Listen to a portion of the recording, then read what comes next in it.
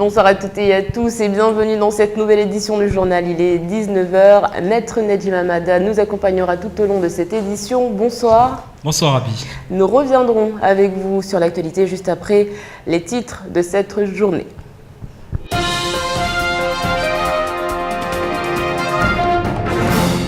Il était très attendu, il a eu lieu ce matin. Il s'agit bien évidemment du procès de la tête de cochon retrouvé le 1er janvier dernier dans la mosquée de Dzaoudi l'abattoir. Le verdict a été rendu à la mi-journée. Les deux principales prévenus ont été reconnus coupables de violences volontaires avec circonstances aggravantes. On fera le point tout à l'heure. Du changement du côté des entreprises et une grande campagne d'information lancée dès aujourd'hui par la Caisse de sécurité sociale de Mayotte. En effet, la tarification va faire son entrée dans le quotidien des entreprises.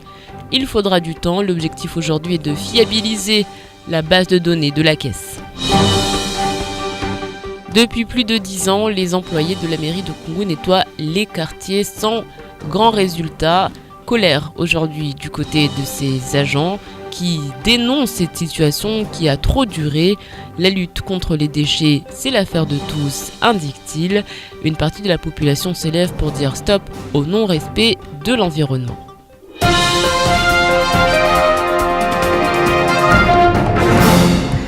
Ils ont donc été reconnus coupables. Dans l'affaire de la tête de cochon, les deux principales prévenus ont été reconnus coupables de violences volontaires avec circonstances aggravantes et condamnés à 9 mois de prison, dont 6 avec sursis. La foule était présente ce matin, mais pas les mises en cause. Camille Leca. Il y avait du monde dans la salle d'audience du tribunal de Mamoudzou ce matin. Et pour cause, le procès de la tête de cochon se tenait enfin après de longs mois d'attente. Si la procédure a tant traîné, c'est qu'en avril dernier, 2 des principaux prévenus étaient absents à l'audience. Le procès avait donc été renvoyé, les avocats des parties civiles exigeant la présence de tous les mis en cause. Mais rien n'y a fait. Aujourd'hui, à leur grande déception, aucun d'entre eux ne s'est présenté à la barre. Nos clients sont très déçus puisqu'ils auraient bien voulu que les prévenus comparaissent en personne et non pas tenir ce procès par correspondance. Mais toujours est-il que les faits ont été examinés et que le débat a été très animé et riche. Nous attendons avec impatience la suite de cette affaire, à savoir la décision du tribunal, et nous restons très confiants. Du côté de la défense, même si l'on comprend le désarroi des victimes, on tente de justifier cette absence. Comprenons parfaitement le sentiment que peuvent éprouver aujourd'hui les parties civiles à se présenter devant une juridiction dont sont absents les prévenus. Mais je leur rappellerai tout de même, et même s'ils n'y sont pour rien, les circonstances dans lesquelles notamment ma cliente a été contrainte de quitter précipitamment Mayotte parce qu'il avait été évoqué les risques auxquels elle se trouvait exposée. Aujourd'hui, venir lui dire très simplement « vous ne risquez plus rien, revenez répondre de ces faits, tout se passera bien », ce n'est pas suffisant. À midi, la séance est levée pour les délibérations. Le verdict sera annoncé très peu de temps après. Les 2 femmes mises en cause ont été reconnues coupables de violences volontaires avec circonstances aggravantes et condamnées à une peine de prison ferme de 9 mois, dont 6 avec sursis. Le gendarme qui conduisait la voiture a lui écopé de 6 mois avec sursis. Les condamnés devront aussi payer une amende de 3 000 € par personne et verser collectivement 7 000 € de dommages et intérêts à l'association de la mosquée de Dzaoudi l'abattoir. Par ailleurs, dans cette affaire, la défense a indiqué qu'elle ferait appel de cette décision. Autre verdict attendu ce matin, celui de la salariée de Jumbo Score. Elle a été condamnée pour diffamation et ainsi condamnée à verser 2 000 € d'amende, dont 1 500 avec sursis, mais également à payer 500 € de dommages pour chacune des parties civiles. Je me retourne vers vous, Maître Nedjim Hamada. Vous êtes donc l'un des avocats de la partie civile. Est-ce qu'aujourd'hui, on peut dire qu'il y a une justice? Est-ce que la partie civile est satisfaite? On peut dire qu'il y a une justice, effectivement. Bonsoir, Abi. Mais on ne craignait pas le jugement d'aujourd'hui, ni son verdict, dans le sens où on était certain de la culpabilité et de la condamnation des 3 prévenus. On aurait aimé qu'il y ait plus de prévenus dans cette affaire, notamment des personnalités haut gradées de la Légion étrangère. mais ces personnes-là seront poursuivies devant le tribunal de grande instance de Saint-Denis. Donc on est très satisfait du jugement qui a été rendu, du verdict, à savoir la condamnation des 3 prévenus aujourd'hui. Une histoire qui ne va pas s'arrêter là, puisqu'on rappelle que la défense a décidé de faire appel de cette décision. Absolument, mais c'est la suite du mépris, si je puis dire, même si c'est un droit de faire appel. Mais en tout état de cause dans cette affaire, je crois que les sanctions ont été très lourdes, on peut le dire du côté des parties civiles, parce qu'il y a un total mépris de la part de ces prévenus à l'endroit des musulmans, à l'endroit de la justice, puisque l'affaire a été renvoyée au mois de septembre pour qu'elle puisse comparaître. Elles ne comparaissent pas aujourd'hui sous des prétextes fallacieux, à savoir des raisons médicales qui ont été évoquées et justifiées au dernier moment. Alors aujourd'hui, cela veut dire donc que c'est un chapitre qui n'est pas encore clos, qui va se poursuivre, qui peut se poursuivre sur plusieurs mois. Est-ce que vous, de votre côté, vous allez maintenir donc les réquisitions que vous aviez demandées ? Ah oui, nous, s'ils font appel, on va redemander de nouveau que ces personnes-là comparaissent. On a encore montré une nouvelle fois la dignité des Mahorais. On a encore montré, encore une fois, le calme qui peut régner au sein de ce territoire. Ces personnes-là peuvent comparaître sans difficulté, sans avoir de problème devant cette juridiction, être jugées. Donc il y aura forcément un procès d'appel. A priori, et c'était la réaction à chaud de la défense, peut-être en y réfléchissant, puisque les peines qui ont été prononcées, il y a eu 3 mois de prison ferme pour les 2 protagonistes femmes, mais je rappellerai que les 3 mois de prison ferme, compte tenu de leur personnalité et compte tenu du fait qu'elles n'ont jamais été condamnées, et si elles présentent des garanties de travail par exemple, elles n'iront jamais en prison. Donc aujourd'hui, prendre le risque d'aller en appel, c'est aussi un risque de faire appel aussi, d'avoir de la prison ferme, et les 9 mois de prison peuvent se changer en 9 mois ferme également. Alors justement, on va revenir sur cette condamnation. Où va-t-elle être effectuée ? Ah, la condamnation, si la vraie question c'est de savoir si ces personnes-là vont faire de la prison à Mayotte, non. Et comme j'ai indiqué dans ma précédente réponse, je pense raisonnablement que ces personnes-là n'iront jamais en prison. Il y a le sursis. Le sursis veut dire que pendant 2 ans, si ces personnes-là ne sont pas condamnées de nouveau pour des faits similaires ou autres, n'iront pas en prison. Donc, s'il devait y avoir une peine de prison, parce que le tribunal, dans sa sagesse, a décidé de leur obliger d'indemniser les victimes. C'est une obligation. C'est-à-dire que si les parties civiles ne sont pas indemnisées des 7 000 € alloués par le tribunal, elles risquent, ces personnes-là, d'aller en prison. Et si elles devaient faire de la prison, ça serait la prison la plus proche de leur domicile. Alors c'est vrai, on va revenir également sur cette qualification surprenante en violence volontaire avec circonstances aggravantes. On pensait que c'était plus des faits de profanation ou alors de violence morale. Et on découvre donc cette qualification. Que peut-on en dire ? Disons que déjà la qualification de profanation, ce n'est pas une qualification pénale. C'est-à-dire il n'y a pas dans le code pénal la profanation et le délit de faire telle chose et vous êtes condamné à telle condamnation, peine de prison ou d'amende.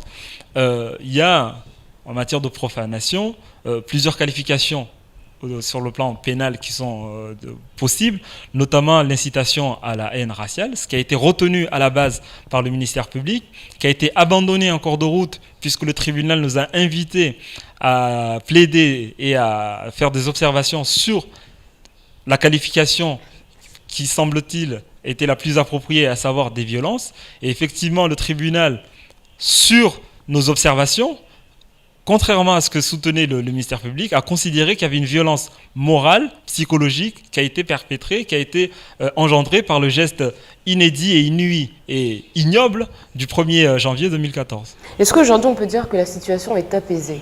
La situation est apaisée depuis le 2 janvier. La situation a toujours été apaisée.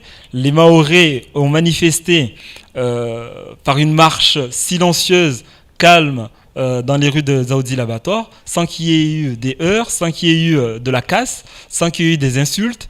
Et on l'a bien vu que ça s'est passé de façon sereine. Et aujourd'hui, parler de votre question, si je peux me permettre, n'est pas appropriée. À aucun moment, il y a eu des risques de dérapage. En tout cas, parce qu'on l'a entendu avec l'avocat de la défense qui indiquait que l'une de ses clientes a dû quitter le territoire parce qu'elle se sentait menacée, et c'est pour ça, c'est l'une des raisons pour laquelle elle n'est pas revenue. Non. Si les prévenus sont partis du territoire, c'était sur le procureur de la République, Joël Garry, qui venait juste d'arriver à Mayotte. Ça faisait quelques heures ou quelques jours. C'était son premier dossier. Il arrive, cette affaire qui lui tombe sur son bureau.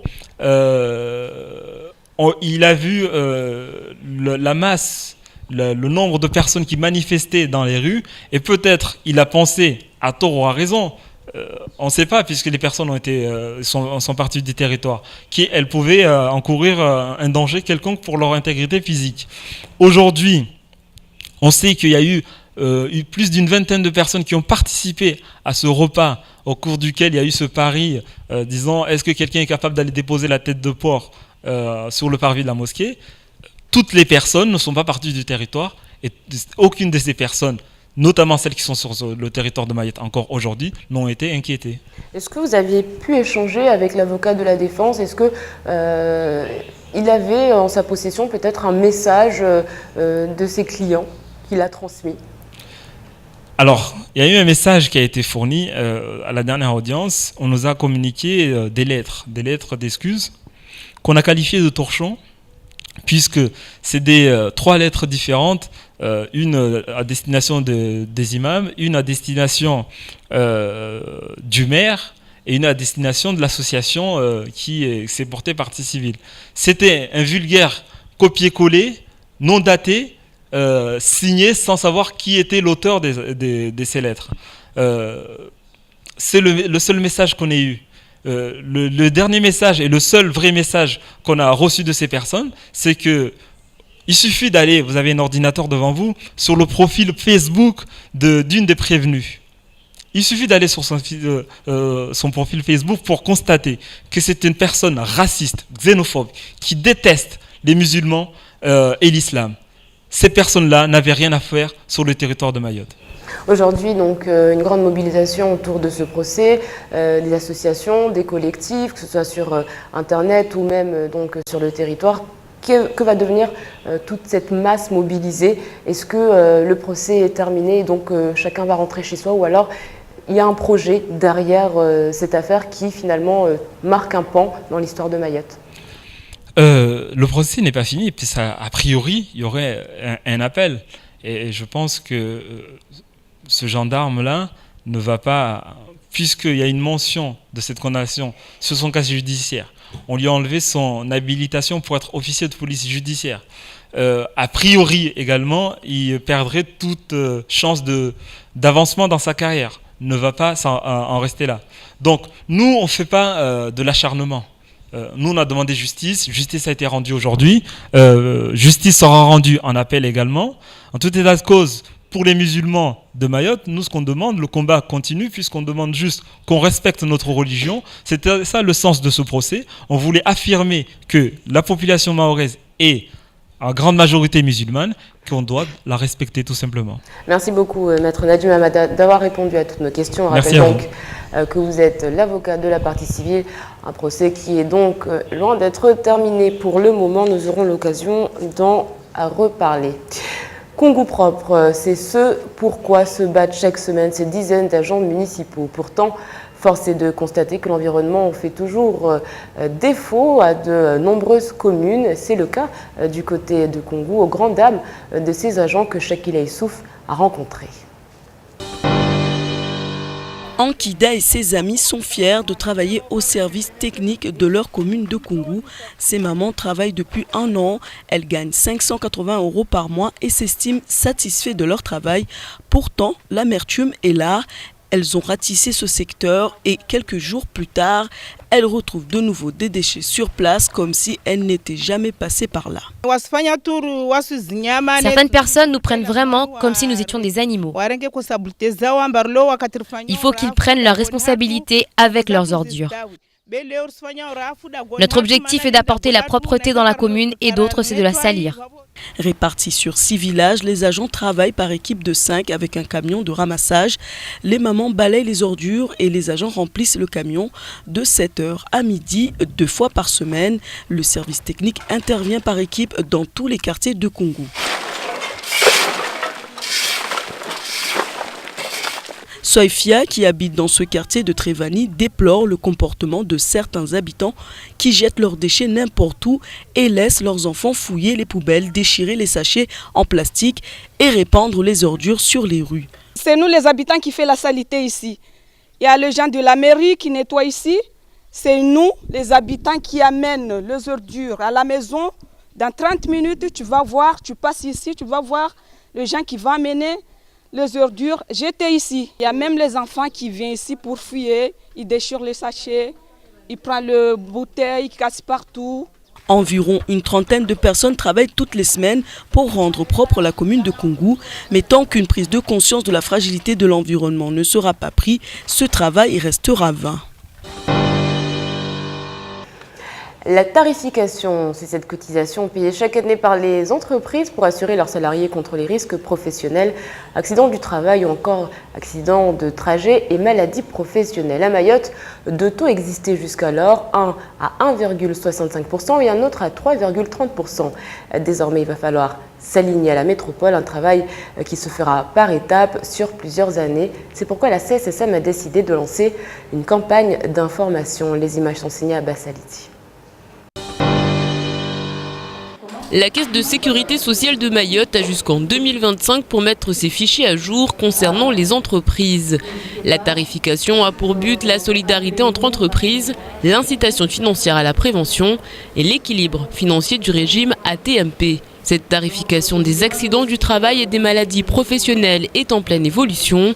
Les entreprises locales doivent jongler entre un jargon inconnu et des nouvelles données qu'ils doivent intégrer. Cette campagne d'information est donc la bienvenue. Aujourd'hui, nous avons pris comment on va calculer les tarifications et puis le différence minimum de paiement, comment on va sécuriser les agents qui travaillent avec les entreprises, comment on va aussi déclarer les gens qui travaillent dans les entreprises. Et si on a déjà aussi quelque chose qu'on ne connaît pas, bien on sera obligé de revenir encore au bureau pour prendre des connaissances de cause. Et les entreprises devront encore attendre. Pour percevoir sa notification définitive, il faudra attendre 2015, voire 2016. Le but premier est surtout de préparer les entreprises à ce nouvel aspect du droit commun. La tarification va faire sa grande apparition et il faut préparer le terrain. Mais le but aujourd'hui, c'était d'expliquer aux gens le classement. Comment on a classé les entreprises, parce que c'est pas la tarification arrive, mais ce n'est pas le but. Et aujourd'hui, c'est comment on classe les établissements, comment on leur donne un code de risque. Donc au début, on doit leur expliquer c'est quoi et comment, parce qu'on ne peut pas être aligné comme ça si on n'a pas classé l'entreprise dans chaque activité que l'entreprise exerce. Il faudra attendre la fin de l'année pour fiabiliser et régulariser tous les fichiers entreprises de la Caisse de sécurité sociale de Mayotte. En attendant, cette campagne d'information durera plusieurs mois, jusqu'au 10 décembre en effet. Les agents de la CSSM seront tous les mercredis matins, place de la République, afin de sensibiliser les entreprises. Et ce sera donc tous les mercredis matins et ce jusqu'au 10 décembre de 8h à 10h. Le 30 juin 2014, la liste des sites de baignade de Mayotte a été adressée à l'Union européenne. Conformément à la réglementation, l'amélioration de la qualité des eaux doit être facilitée par les acteurs locaux. Des enjeux encore ignorés que nous explique Shakil Aissouf.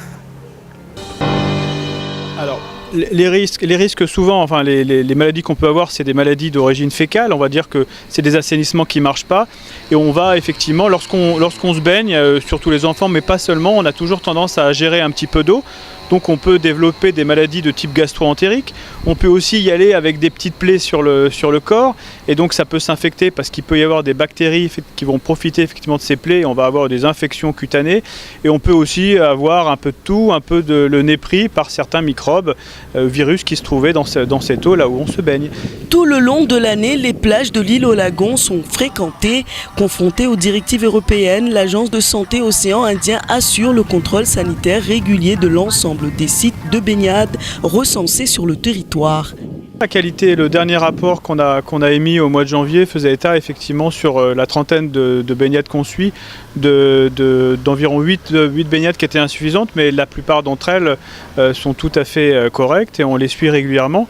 Et ce qu'il faut aussi ajouter, c'est qu'on peut être ponctuellement mauvais et à d'autres moments recouvrer une qualité sanitaire tout à fait correcte. Donc il n'y a pas d'alarme particulière sur les baignades. Je crois qu'il faut être vigilant.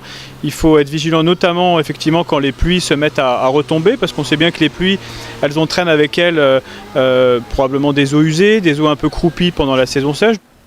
34 sites de baignade avaient fait l'objet d'un contrôle sanitaire organisé par la RSOI qui avait effectué des prélèvements d'eau sur chaque site tous les ans. À l'issue du prélèvement, les analyses sont faites afin de rechercher des indicateurs bactériologiques de contamination fécale et vérifier que la quantité de bactéries ne dépassait pas les limites de qualité fixées par la réglementation. Le bilan de la saison 2012-2013 montrait que 93% des prélèvements étaient qualifiés de bons, 3,5% de moyens et 3,5% de mauvais. Le déchet, c'est une chose, mais ce n'est pas forcément ce qui entraîne les maladies, le déchet. Alors c'est vrai que lorsqu'il va s'agir de couches d'enfants, là effectivement les déchets, on comprend bien qu'il y a une pollution fécale et un risque très évident.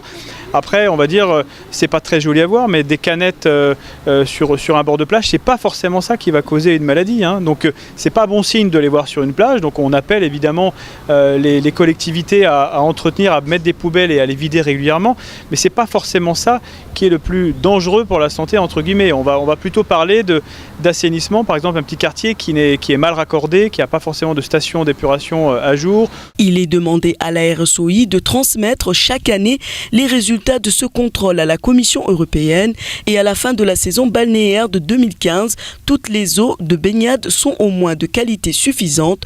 Or, l'article 2 des normes européennes rentre en vigueur le 30 juin 2015, soit dans moins d'un an, mais que la mise en place des moyens visant l'excellence ne seront pas imposés avant 2031.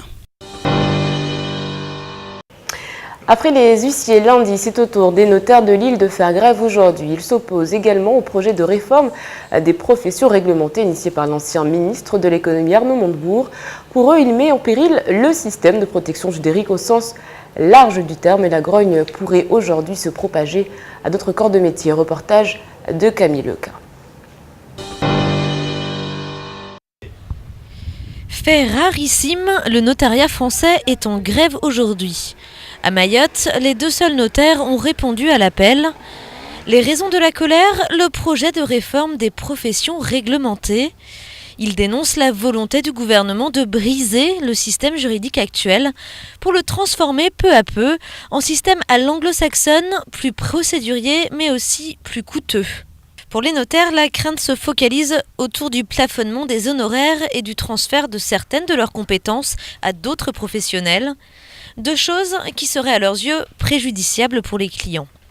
Ça veut dire qu'on va laisser une possibilité de dire tel acte, on va le faire à tel tarif en fonction de tel client. Et puis, qu'est-ce qui va se passer? Ça veut dire que ce sont les actes pour lesquels on va avoir le plus d'émoluments, le plus d'honoraires, sur lesquels on va pouvoir le plus faire de réduction. Et les petits actes qui ne nous rapportent pas beaucoup, bien soit on les recevra et avec au plafond maximum, soit on ne les recevra plus. Puisque comme on aura la possibilité d'envoyer les personnes vers d'autres professionnels, on décidera de ne plus faire ces actes-là.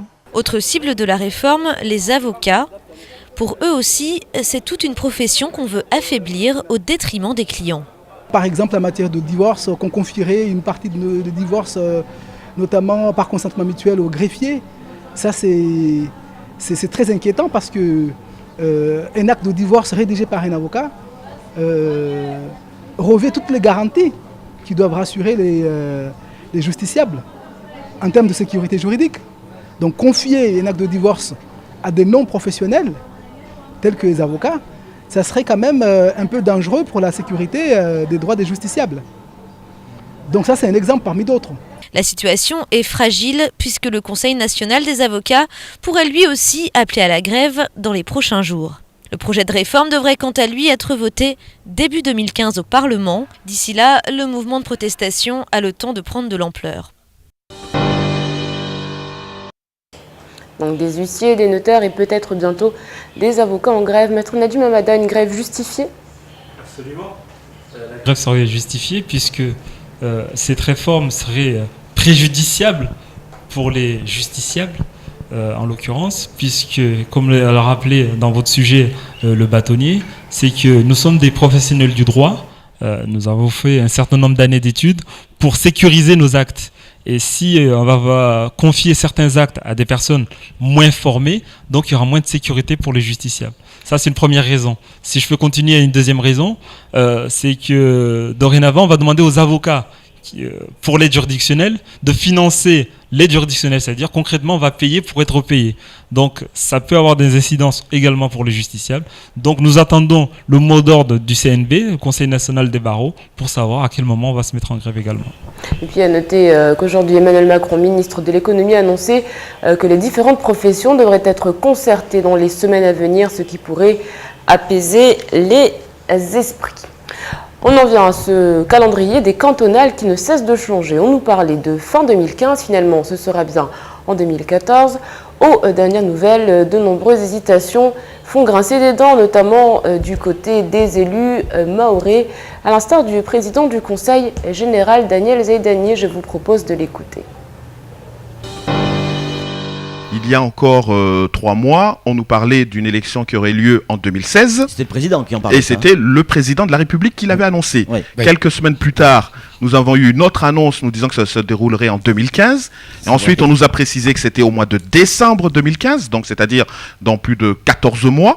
À la veille de la venue, quelques jours après la visite présidentielle, nous avons entendu des bruits de couloir qui parlaient d'une élection qui allait se dérouler avant l'été. Et puis, patatras, hier, le Premier ministre annonce que ce sera au mois de mars, comme le calendrier initial qui a été voté déjà depuis l'année dernière. Donc vous voyez que les élus sont aussi victimes de cette instabilité décisionnelle qui sévit au gouvernement. Et puis 13% de popularité peut s'expliquer lorsqu'on voit qu'une décision aussi simple que fixer un calendrier électoral n'est pas fournie. Moi, je vous dis très sincèrement, mon avis personnel, cela n'est pas le fait du hasard. Parce que ce n'est pas possible qu'à ce niveau de compétence, d'être entouré avec des énarques, qu'on vient nous expliquer qu'on ne savait pas que les élus qui étaient votés en 2008 ne pouvaient pas faire plus de 7 ans de mandat. Qui auront donc lieu en mars 2015 et le temps de parole en intégralité de Daniel Zaidani que vous retrouverez tout à l'heure. Tous les ans, les établissements de la France entière célèbrent une matinée, la journée du sport scolaire. Fédérer, promouvoir le sport et ses valeurs, tel est l'objectif de cet événement à Mayotte. Le lycée de Kaweni a su allier travail, endurance et bonne humeur en ce mercredi matin. Les images sont signées à Bassaliti.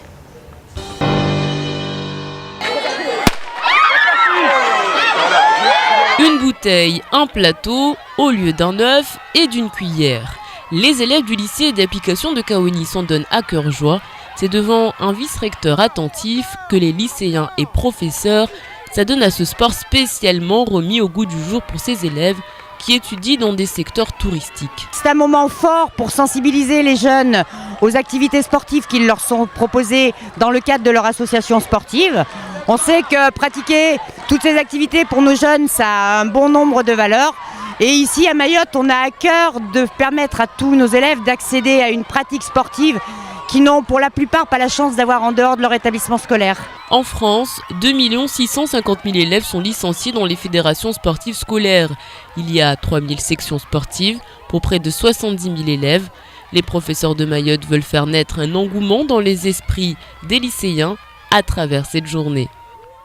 Ce qui est important, c'est que notre spécialité à nous dans notre classe, ça va être le service, la cuisine et l'hébergement. Donc ça nous apprend à servir en s'amusant aussi bien sûr, mais surtout à servir assez vite et faire attention comment on sert, comme éviter de gaspiller de l'eau. Pour cette 5e édition de la journée du sport scolaire, les actions sont intégrées à la grande opération Sentez-vous sport. Elle se déroule du 14 au 22 septembre. Le but, Sensibiliser et attirer le grand public à pratiquer une activité physique et sportive de manière régulière dans un objectif de bien-être et de santé. Journée mondiale de l'eau demain, et puis n'hésitez pas à souhaiter une bonne fête à Ariane et à Océane. Maître Nadjuma Mada, merci d'avoir été avec nous. Merci, c'est toujours un plaisir. Nous on se retrouve demain, restez avec nous, dans quelques instants la météo, suivi du journal en maoré et du temps de parole. Je vous souhaite une excellente soirée sur KTV Kwaheri.